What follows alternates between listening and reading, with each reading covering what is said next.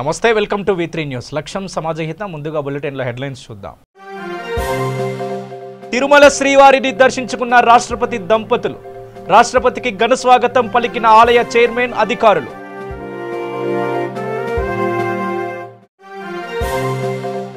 ముమ్మరంగా కొనసాగుతున్న TRS party సభ్యత్వ నమోదు.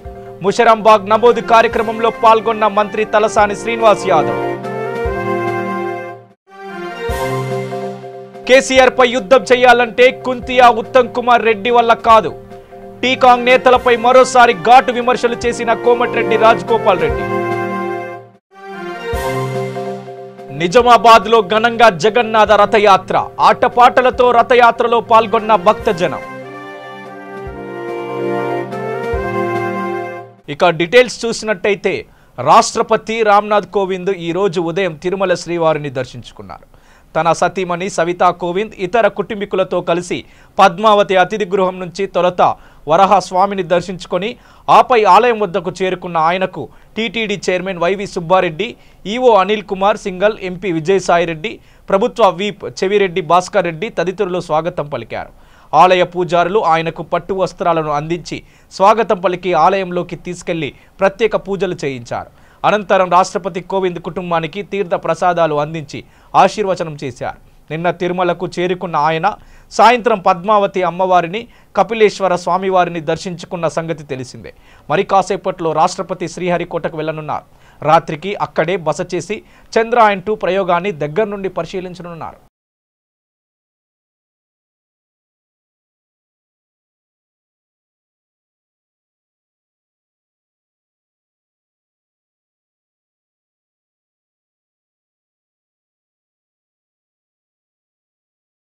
హైదరాబాద్ ముషరంబాగ్ డివిజన్ పరిధిలో టీఆర్ఎస్ పార్టీ సభ్యత్వ నమోదు కార్యక్రమం నిర్వహించారు. ఈ కార్యక్రమానికి మంత్రి తలసాని శ్రీనివాస్ యాదవ్ పాల్గొన్నారు. ఈ సందర్భంగా ఆయన మాట్లాడుతూ టీఆర్ఎస్ ప్రభుత్వం దేశంలో ఏ రాష్ట్రంలో లేని విధంగా అనేక సంక్షేమ కార్యక్రమాలు నిర్వహిస్తుందని, కాళేశ్వరం ప్రాజెక్టు పూర్తి కావడంతో ఇక తాగు సాగునీటికి ఎటువంటి ఇబ్బంది ఉండదన్నారు. ప్రజలు టీఆర్ఎస్ సభ్యత్వాలు తీసుకొని ప్రభుత్వానికి అండగా నిలవాలని కోరారు. మెంబర్షిప్ అనేటువంటి కార్యక్రమం ఇవాళ 14వ తారీఖు, ఇంకా మనకు 6 రోజులే మిగిలి ఉంది. అయితే ఈ 6 రోజులలో కూడా మెంబర్షిప్ పెద్ద ఎత్తున చేసి ఈరోజు ప్రజలు కానివ్వండి, కార్యకర్తలు కానివ్వండి చాలా ఉత్సాహంగా ఉన్నారు.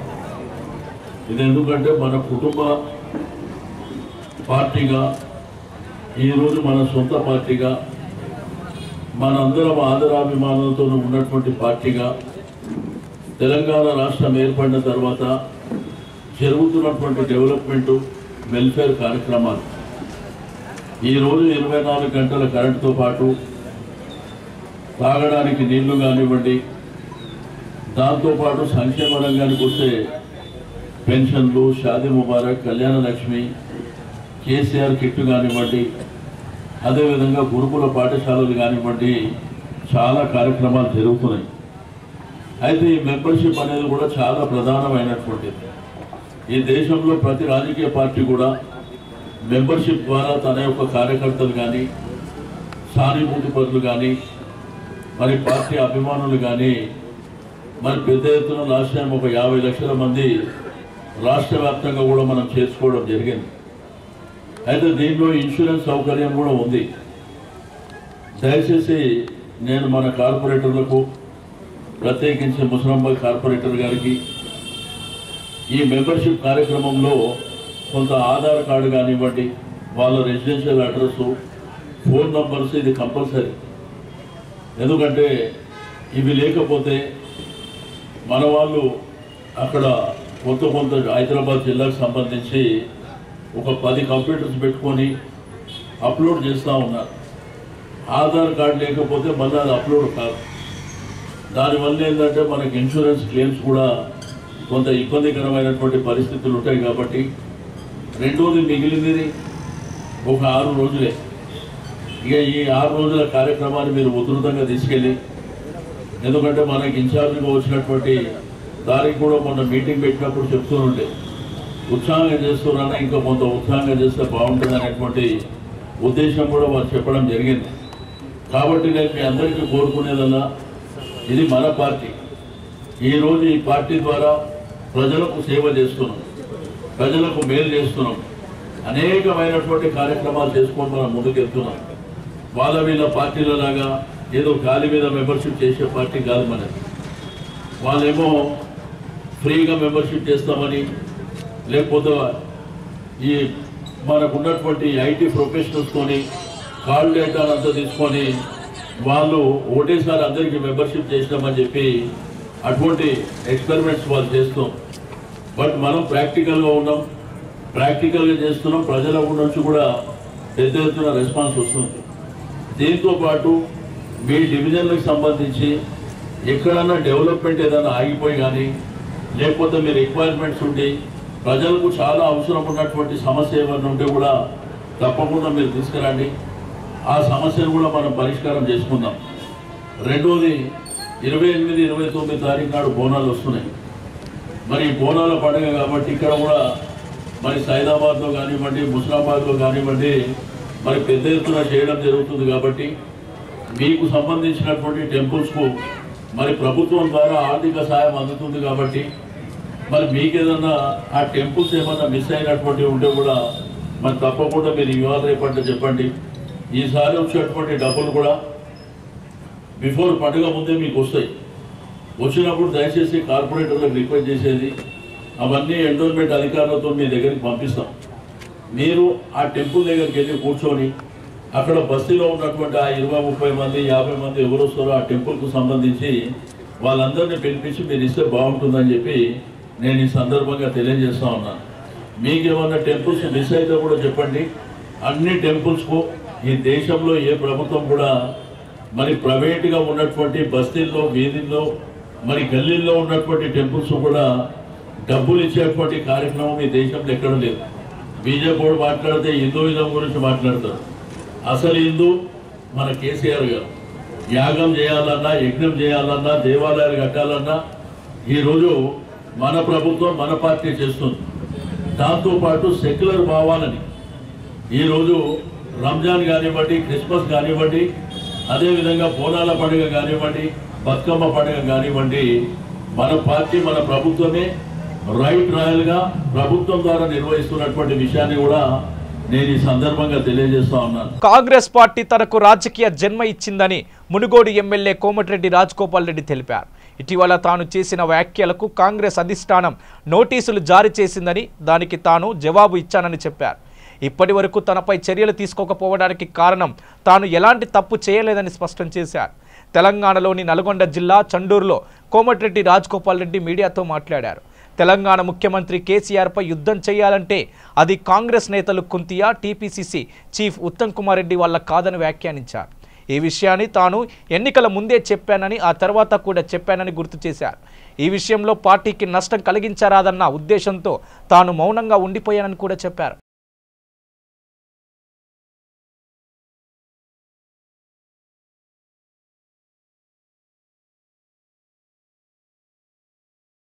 కార్పొరేట్ విద్యా విసిరిన పంజాతో కళాశాలలు విలవిలలాడుతున్నాయని రాష్ట్ర విద్యాశాఖ మంత్రి గుంటకండ్ల జగదీశ్వర్ రెడ్డి ఆవేదన వ్యక్తం చేశారు. చదువు అంటేనే చదువు, మార్కులు అనే పద్ధతికి మార్చారని ఆయన ఆందోళన వ్యక్తం చేశారు. సూర్యాపేట జిల్లా కేంద్రంలోని బాల కేంద్రంలో రాజ్యసభ సభ్యులు బడుగుల లింగయ్య యాదవ్ ఎంపీ ల్యాడ్స్ నుండి తెప్పించిన క్రీడా సంగీత సామగ్రిని మంత్రి జగదీష్ రెడ్డి చేతుల మీదుగా అందించారు.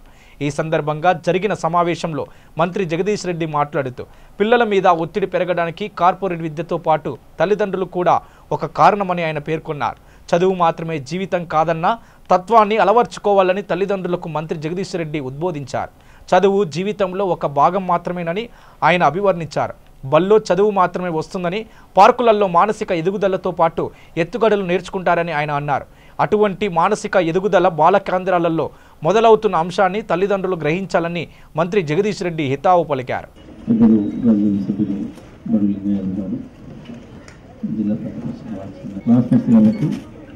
మా నాన్నగారు అప్పుడెట్లెవరు, మీరెట్లెవరు, ఇప్పటికి కూడా ఎట్లున్నారు.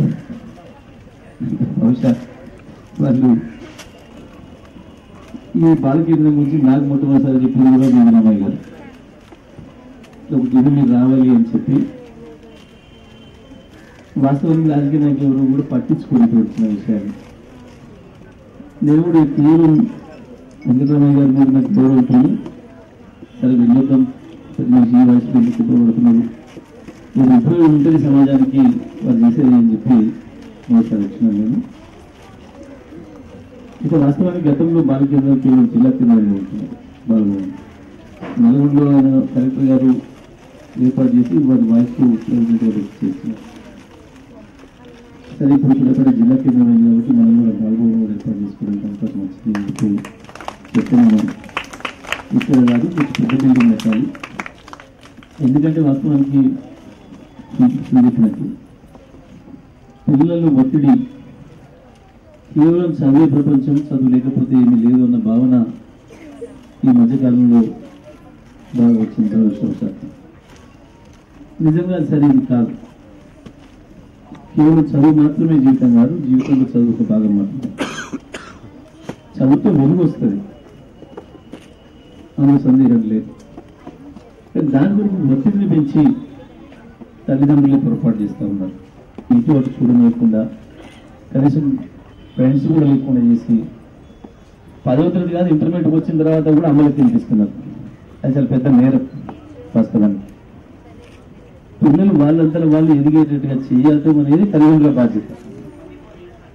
నిజంగా ప్రేమించే పిల్లలు ప్రేమించే తల్లిదండ్రులు చేసే పని పిల్లలు ఎదిగేటట్లు చేయటం, వాళ్ళతో మనం వినటం కాదు. అది బాగా గుర్తుపెట్టుకోవాల్సింది. ప్రత్యేకించి పిల్లలు ఎదిగేది తప్పకుండా పార్కులలో, బజార్లో ఫ్రెండ్స్తో ఆడుకుంటారు. బడిలో చదువు మాత్రమే వస్తుంది, కానీ ఆట స్థలంలోనే పిల్లల మానసిక ఎదుగుదల వస్తుంది, అన్ని రకాల ఎత్తుగడలు వస్తాయి, కొట్లాడడం తెలుస్తుంది, ఓటమి నుంచి గెలుపు కొరకు ఇట్లా పర్యాలు తెలుస్తాయి. ఒక ఆట ఆడితే క్యారం బోర్డు ఆడితే ఇద్దరు ఏదో ఒకరు గెలుస్తారు, ఇంకో ఓడిపోతారు. ఓడిపోయిన వాళ్ళు ఎంతైనా గోడ దునకాలి, చెట్టుకి దునకాలి అనుకోడు. మళ్ళీ అవతల ప్రాంతాన్ని గెలుస్తారు, లేదు మళ్ళీ ఆడాల్సిందే. అంటే ఏంటి, మళ్ళీ ఆడితే నేను గెలుస్తాను తపన. ఓటమి విజయం కొరకు పునాదులు వేస్తాయి. ఆటలలో ఉండే గొప్పతనం అది. అదేవిధంగా కళలు కూడా మనం చాలా చోట్ల సరే సూర్యాపేట దురదృష్టవశాత్తు ఒక్కటి కూడా ఒకటి ఆడిటోరియం కానీ ఇంకోటి కానీ లేవు ఇప్పటిదాకా. నిజంగా మనం ఒకసారి ఒక డ్రామాకి వెళ్ళినా లేదా ఇంకా ఇతర ఇటువంటి కార్యక్రమం వెళ్ళినా, అసలు ఒకప్పుడైతే మన గ్రామీణ ప్రాంతాల్లో భాగవతాలు చెప్తే రాత్రి 9ంటికి పోయి కూర్చుంటే తిని పొద్దున తెల్లారే వరకు కూడా వాళ్ళు చెప్తే నుండి కూర్చొని చూస్తామండి. పొద్దున తెల్లారి ఊరిసే టైం వస్తే లేచిపోయాడు. పొద్దున్నాక చేసే కష్టాన్ని మర్చిపోయే అవకాశం వచ్చేది. లేదా ఆ పాత్రలలో మనం లీనమై మనం కూడా అట్లా చేయాలనే భావన వచ్చింది. దురదృష్టవశాత్తు మనకు కార్పొరేట్ విద్య ఒక భ్రమం కల్పించి ఆ భ్రమను తీసుకుపోయి ఏమైనా డాక్టర్ అయితేనో లేకపోతే ఇంజనీర్ అయితే తప్ప లేకపోతే విద్యార్థి కాదు మనిషి కాదన్న భావన తీసుకొచ్చి ఇక ఆ మార్కుల కొరకు ఒత్తిడి తీసుకొచ్చి సమాజంలో అనేక రకాల మొదటి పరిణామాల వైపు పోతా ఉంది. మిమ్మల్ని పిల్లలు కూడా వాస్తవానికి సమ్మర్లో ఎక్కువ ఉంటారు, ఇది రెగ్యులర్గా కూడా ఉన్నట్టు ఉంటారు. ఆ పిల్లల్లో నైపుణ్యతను పెంచడానికి కళల్ని ఆయుధంగా ఉపయోగించి వాళ్లకు ఒత్తిడి నుంచి బయటపడమే కాకుండా వాళ్ళు ఏందో వాళ్ళు నిరూపించుకోవడానికి కావాల్సిన ఒక అవకాశాన్ని దీని ద్వారా ఇవ్వాలని, ఒక మంచి ఆరోగ్యవంతమైన సమాజం ఉండాలంటే తప్పకుండా అద్భుతమైన బీరువాలకే పరిమితమైన పాస్ పుస్తకాలపై రెవెన్యూ సిబ్బందిపై మండిపడ్డారు. గద్వాల్ ఎంఆర్ఓ లక్ష్మి, గద్వాల్ జిల్లా ఇక మండలంలో తహసీల్దార్ కార్యాలయంలో కొత్త పాస్ బుక్ల కోసం రైతులు ఎన్నోసార్లు మండలం చుట్టూ తిరిగినా స్పందించని రెవెన్యూ సిబ్బంది ఎంఆర్ఓని కలవగా నిల్వ గదిలో పదుల సంఖ్యలో పాస్ బుక్కుల్లో వెలుగులోకి రావడంలో ఎంఆర్ఓ లక్ష్మి రెవెన్యూ సిబ్బందిపై మండిపడ్డారు.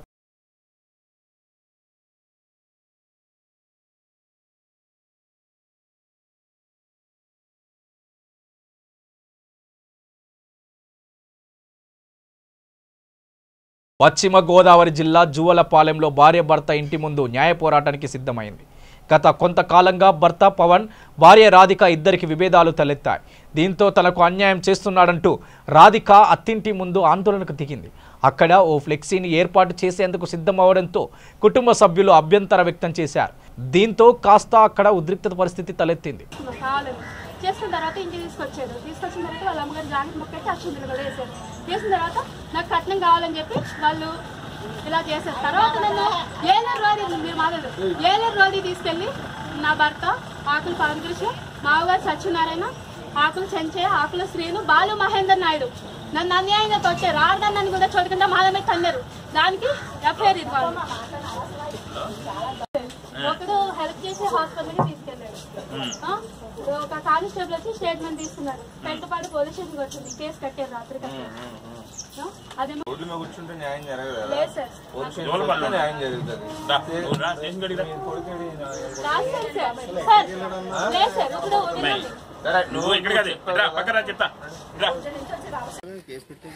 నా భర్త నాకు కావాలి. మీరందరూ వెనకాల నుంచి నడిపిస్తున్నారు. దాన్ని ముందు ఆడి అలనాటం చేస్తున్నామండి. చెప్పండి మా అత్త మాట్లాడుతుంది.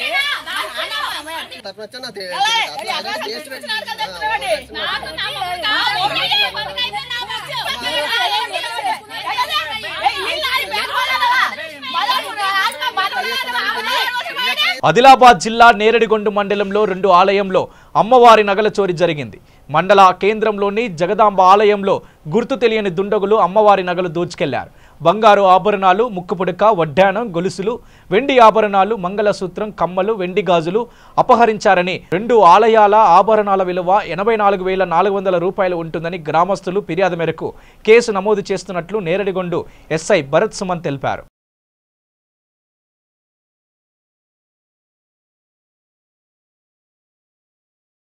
హైదరాబాద్ గచ్చిబౌలి సమీపంలో ఆదివారం అకస్మాత్తుగా ఆగి ఉన్న కారులోంచి మంటలు రావడంతో వాహనదారులు భయభ్రాంతులకు గురయ్యారు. వెంటనే స్పందించిన సమీప షాప్ సెక్యూరిటీ మంటలు ఆర్పేందుకు ప్రయత్నించారు. ఈ సంఘటనలో ఎటువంటి ప్రమాదం జరగకపోవడంతో ఊపిరి పీల్చుకున్నారు.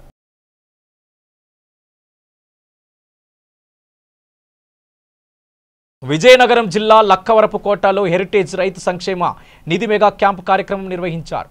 ఈ కార్యక్రమానికి ముఖ్య అతిథిగా నారా భువనేశ్వరి పాల్గొన్నారు. ఈ సందర్భంగా అక్కడ ఏర్పాటు చేసిన స్టాల్స్ను తిలకించారు. హెరిటేజ్ రైతులకు 2 లక్షల ప్రమాద బీమాను అందిస్తుందని చెప్పారు. దేశానికి వెన్నుముక్క లాంటి రైతులకు తగిన ప్రతిఫలం రాకపోవడంపై ఆవేదన వ్యక్తం చేశారు. హెరిటేజ్ సంస్థ అనేక సంక్షేమ కార్యక్రమాలు నిర్వహిస్తుందని ఆమె తెలిపారు. వారు ఆరోగ్యంగా ఆనందముగా ఉంటే దేశానికి చాలా సుభిక్షముగా ఉంటుంది. అయినా ఎప్పటికీ రైతులు కష్టాలు తీరడం లేదు అని చెప్పడానికి నాకు చాలా బాధాకరంగా ఉన్నది. రైతులు వర్షాలు లేక, సరైన రేటు రాక, మార్కెట్ మీద ఆధారపడి ఎంతో కష్టపడుతున్నారు. టెక్నాలజీ కొంతవరకు సాయం పడుతున్నది. వివిధ రకాల విత్తనాలు, పంటలు, ఎరువులు అన్నీ మనకు టెలిఫోన్ ద్వారా తెలుసుకోవచ్చు. పాల్గొంటారని నేను ఆశిస్తున్నాను.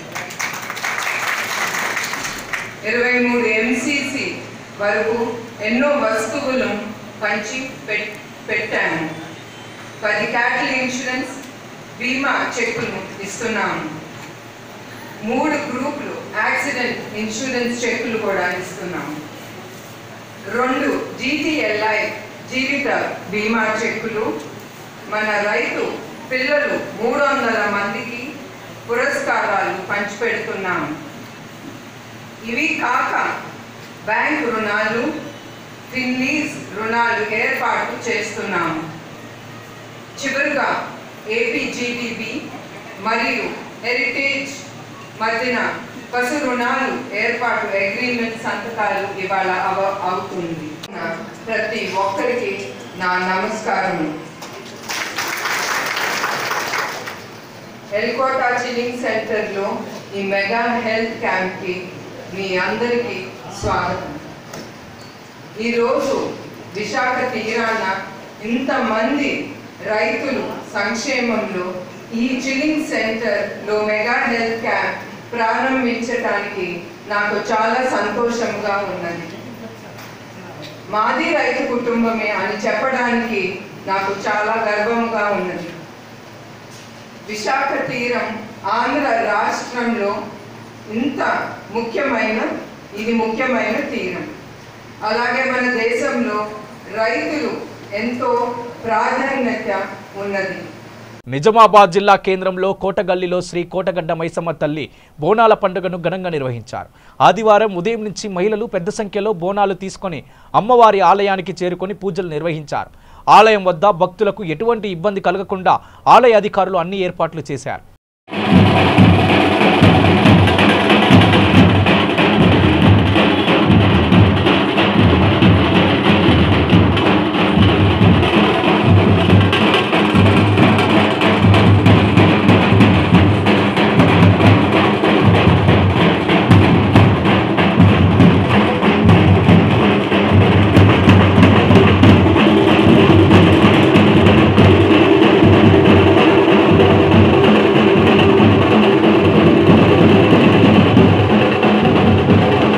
ఇస్రో చైర్మన్ శివన్ నెల్లూరు జిల్లా సుల్లూరుపేట చెంగలామ అమ్మవారికి ప్రత్యేక పూజలు చేశారు. సోమవారం ఉదయం చంద్రయాన్ ప్రయోగానికి సన్నాహాలు జరుగుతున్న నేపథ్యంలో ప్రయోగం విజయవంతం కావాలంటూ అమ్మవారికి పూజలు చేశారు. ఈ సందర్భంగా ఆలయ పూజారులు చైర్మన్ కు ఘన స్వాగతం పలికారు. Chandrayaan 2 from Sririkota, and this mission is going to be launched by India's biggest launch vehicle GSLV Mark 3.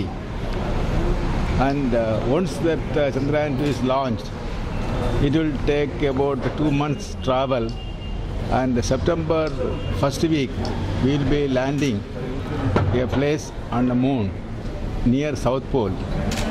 And once we are successful in reaching moon near South Pole, which where nobody else have gone anywhere anytime. So the preparations for the mission in the Sririkota range, it is going on smoothly, and we will be having the launch on Monday morning with a 20 hours countdown. Tomorrow early morning the countdown will start. With that we will be having the launch by Monday early morning. Nizamabad జిల్లా కేంద్రంలో తిరుమల తిరుపతి దేవస్థానం కళ్యాణ మండపం నుండి జగన్నాథ రథయాత్ర ఘనంగా ISKCON భక్త బృందం ఆధ్వర్యంలో ప్రారంభమైంది. అధిక సంఖ్యలో భక్తులు ఈ కార్యక్రమంలో పాల్గొని గీతాలాపన చేశారు. శ్రీకృష్ణ భగవానుడు తన శాశ్వత సంబంధికులైన సారి ప్రాణకోటికి మేలు చేయడానికి జగన్నాథుడిగా ఈ లోకంలో అవతరించడం జరిగిందని భక్తుడు వెంకట్ దాస్ తెలిపారు. జగన్నాథ రథాన్ని ఆకర్షణీయంగా అలంకరించి స్వామివారి మూర్తులతో వివిధ ప్రాంతాల మీదుగా శోభయాత్ర నిర్వహించారు. భక్తులు ఉత్సాహంగా ఈ వేడుకల్లో పాల్గొని స్వామివారిని స్తుతిస్తూ నృత్యాలు చేస్తూ ఊరేగింపుగా ముందుకు సాగారు. ప్రతి సంవత్సరం జిల్లాలో జగన్నాథ రథోత్సవం జరుపుకోవడం చాలా ఆనందంగా ఉందని భక్తులు తెలిపారు. కృష్ణ కృష్ణ హరే హరే హరే రామ హరే రామ రామ హరే హరే. బులెటిన్ ముగించే ముందు హెడ్లైన్స్ మరోసారి. తిరుమల శ్రీవారిని దర్శించుకున్న రాష్ట్రపతి దంపతులు. రాష్ట్రపతికి ఘన స్వాగతం పలికిన ఆలయ చైర్మన్ అధికారులు.